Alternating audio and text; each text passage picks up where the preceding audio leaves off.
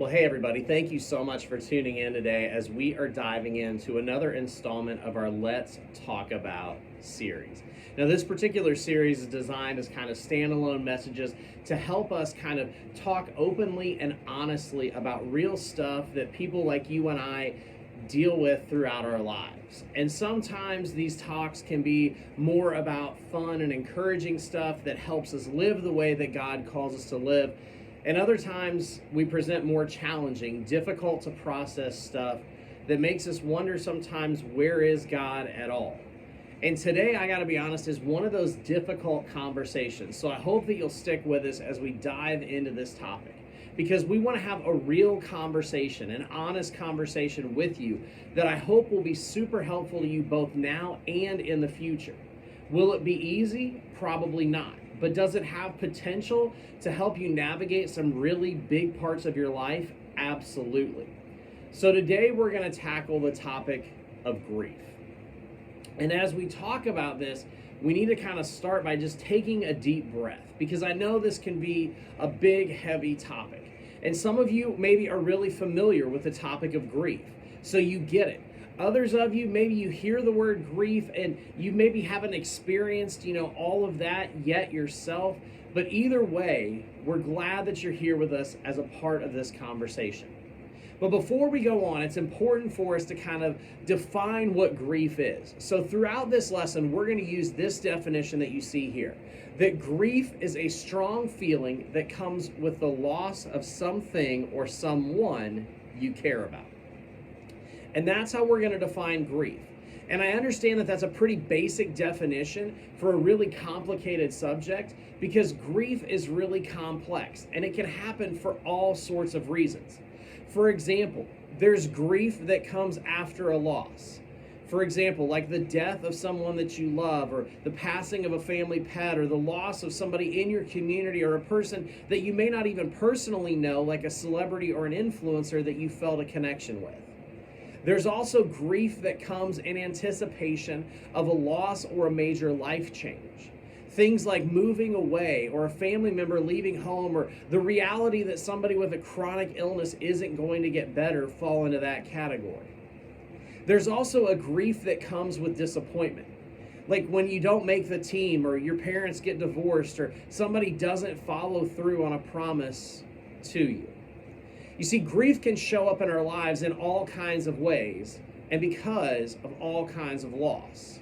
And honestly, I think it shows up not just in those areas, but also with our feelings as well. Because it's easy for a lot of us to probably think, well, grief is just crying and depression. That a person who's grieving, they just feel sadness all the time.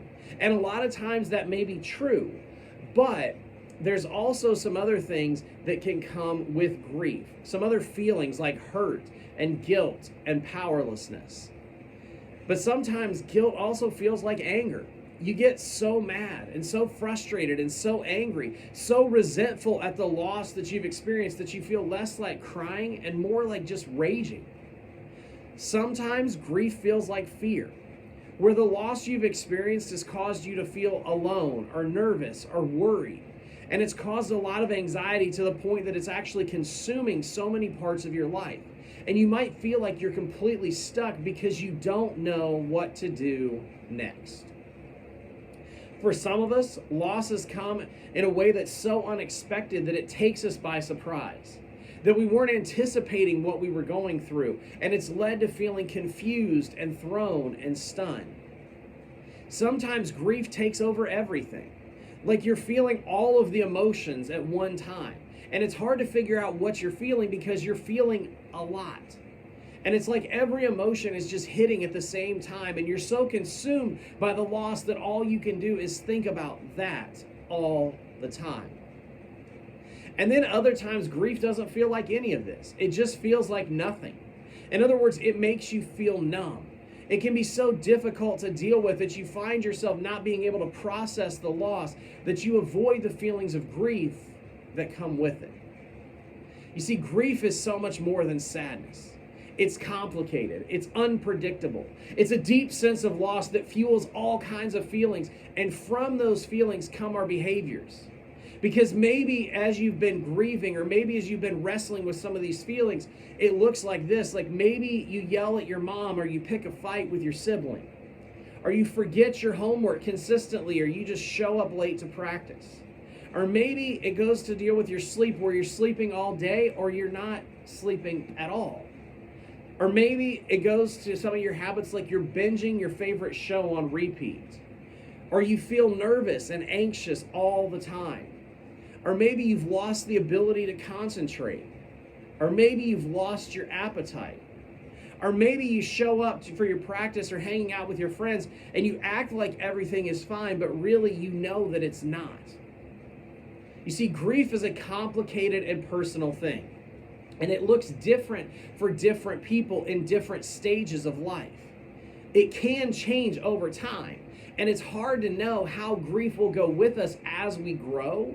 But here's what I know for sure, is that grief will go with you. And just because time moves on, and just because the loss may not be as painful and fresh, it doesn't mean that you still won't feel it. You might always have questions about what caused your grief. Like you may ask, well, why did this happen to me? Or why couldn't it have been different? Or what could have I done? What could I have done to change this? Or where's God in this? Now that last one is really a big one. Because especially if you've grown up in the church and you've heard that God is loving and caring and kind and wants what's best for you. And all that sounds good, but when you experience a big loss, chances are you wonder, is that really true? Because what you're experiencing doesn't feel like love and care and kindness or what's best for us. In fact, it just feels awful. And so what I want to do today is I want to provide some encouragement to help you know that you are not facing grief alone, and you don't have to face grief alone. I can tell you that there is an answer to the question that you may be asking, which is this question here: where is God when I'm grieving? And the answer is one that I hope will help you as you find your way through grief. Now, we aren't the first people in the world to experience grief, and we surely won't be the last. Things like loss and disappointment and pain, those are all parts of being human. But fortunately for us, we have the real experiences of real people who lived thousands of years ago that we get to read about in Scripture. And just like us, they experienced a lot of real grief and real loss. In fact, one of those people was Jesus himself. Now, as we know, Jesus is God's Son. But when he came to earth, that means he literally became a man, a human being.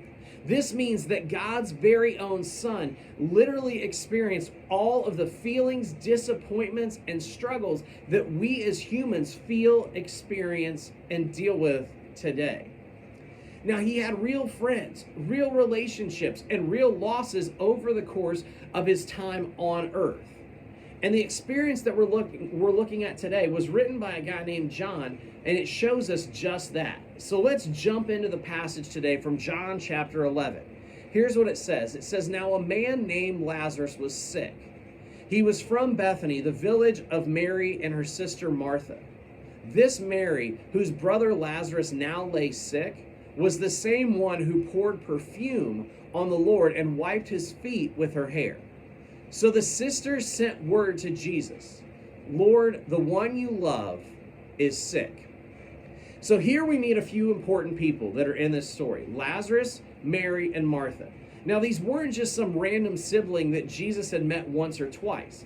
These were his people. These were his friends. These were people that he genuinely had a relationship with and cared about. They had experienced Jesus in a real way. They witnessed him do amazing things like healing and helping people during his time on earth. And so, of course, when Lazarus gets sick, Mary and Martha did the one thing that they knew to do, which was to call their friend Jesus for help.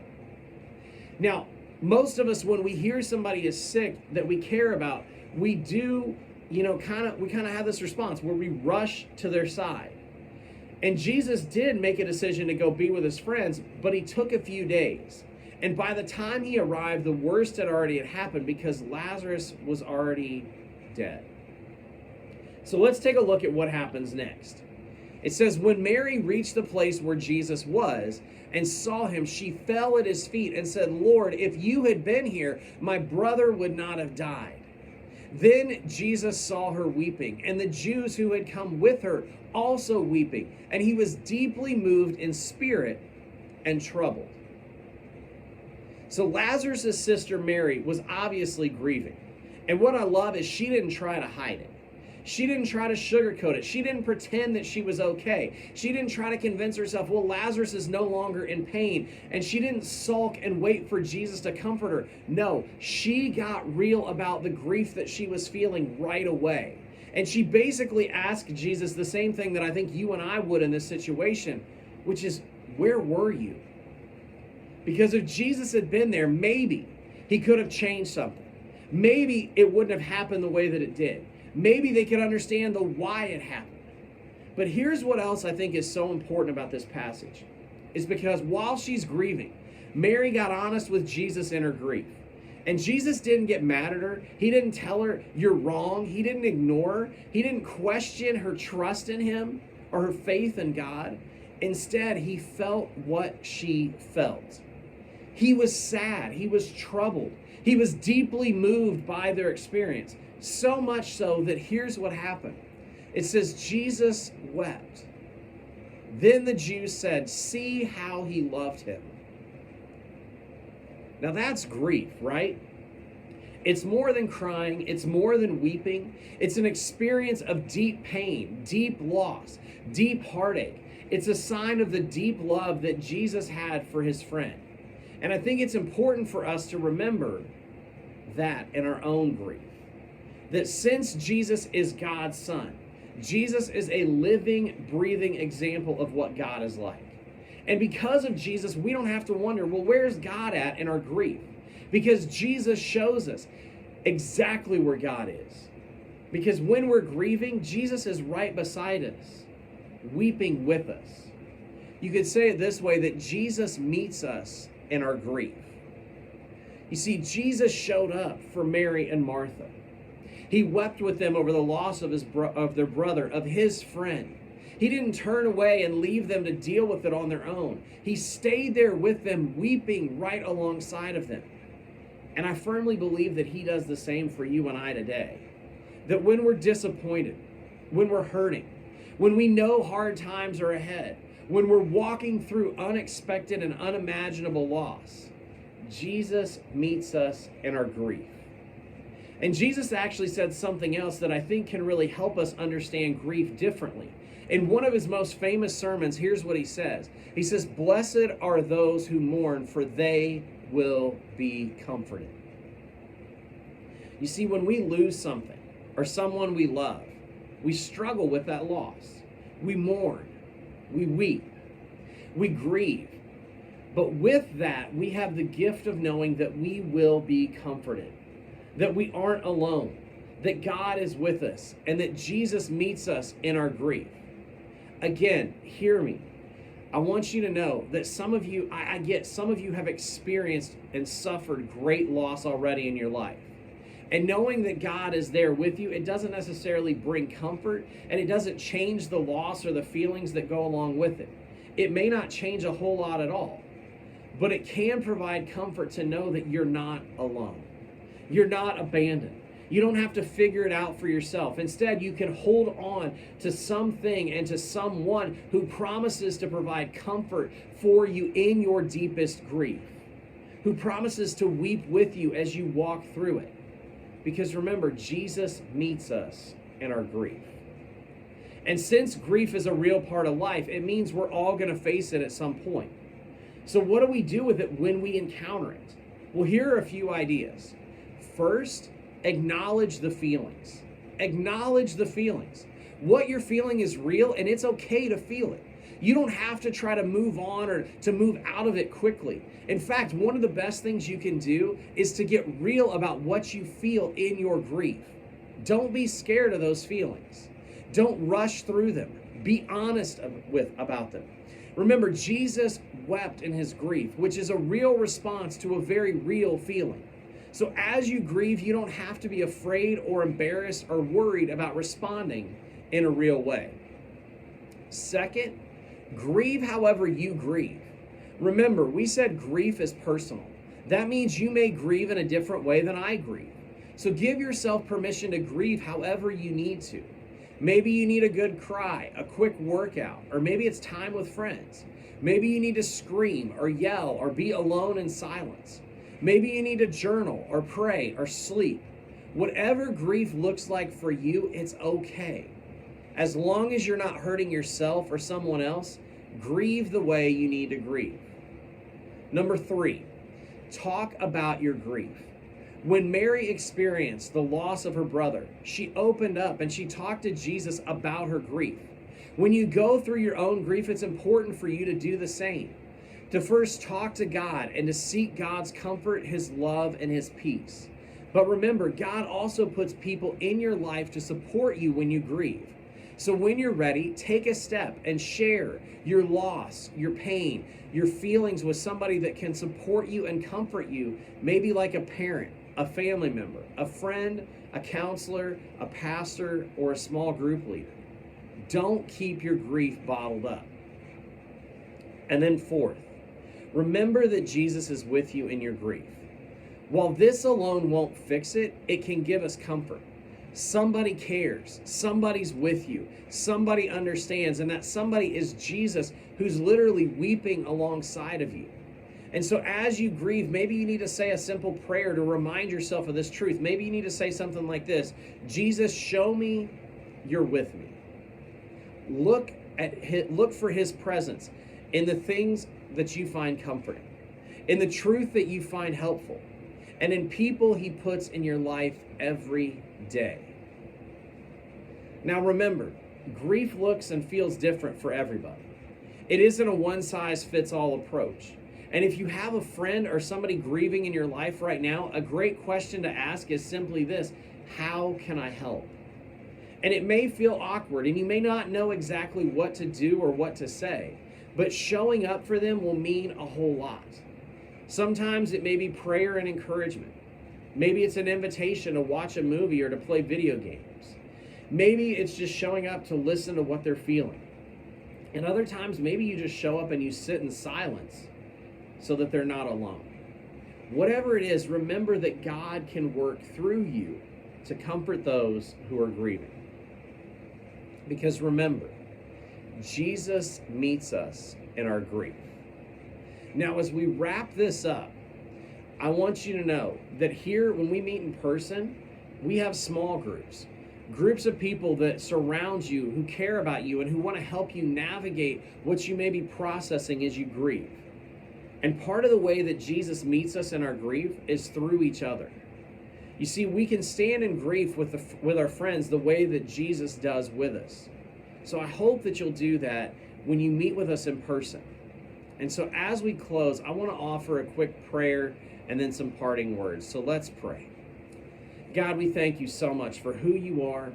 And Jesus, we just pray right now that whatever grief or whatever loss we're feeling or experiencing or sensing, that we would know that you're there with us, that we would experience your love and your comfort and your peace despite our struggle and despite our loss. Jesus, we love you. We thank you. And we ask all these things in your name. Amen.